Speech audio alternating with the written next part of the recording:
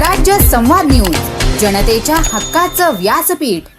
पुणे नाशिक महामार्गावर अपघात झाल्याची बातमी समोर येत आहे। मंचर पोलीस ठाण्याच्या हद्दीत असणारे पेडगावच्या जवळील हॉटेल गंमत बिअर बार समोर एका भरधाव हायवा ट्रकने भाजीपाल्याच्या वाहतूक करणाऱ्या महिंद्रा कंपनीची वेरो गाडीला पाठीमागून जोरदार धडक दिली आहे। हा अपघात इतका भीषण होता की धडकेनंतर भाजीपाला माल वाहतूक विरो ही गाडी रस्त्याच्या कडेला असणाऱ्या लोखंडी बॅरिकेड्सवर जाऊन उलटली। या अपघातात छोटा हत्ती गाडी चालक गंभीर जखमी झाला असून गाडीचे देखील मोठे नुकसान झाले आहे। पोलिसांनी दिलेल्या सविस्तर माहितीनुसार जुन्नर तालुक्यातील बोरी खुर्द येथील रहिवासी राहुल अशोक काळे आणि त्यांचा मित्र सागर शांताराम शिंदे हे दोघे 20 जून रोजी महिंद्रा कंपनीची वेरो गाडी क्रमांक MS14 MT 9761 मधून पनवेल मार्केटमध्ये फ्लॉवर घेऊन गेले होते। पनवेल येथे भाजीपाला खाली करून रात्री 10:30च्या सुमारास ते पुन्हा जुन्नरकडे येण्यासाठी निघाले।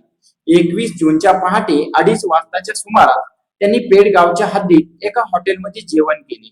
जेवण करून पुन्हा जुन्नरकडे जात असताना पुणे नाशिक हायवेवरील हॉटेल गंमत बिअर बार समोरील पुलाजवळ नाशिक बाजूच्या लेनवर पाठीमागून येणाऱ्या एका भरधाव भारत बेंज कंपनीच्या हायवा ट्रकने क्रमांक MH12 YT 5587 त्यांच्या गाडीला पाठीमागून जोरदार धडक दिली। हायवा ट्रकची धडक इतकी भीषण होती की राहुल काळे यांची छोटा हत्ती गाडी रस्त्याच्या कडेला असलेल्या लोखंडी बॅरिकेड्सवर जाऊन उलटली।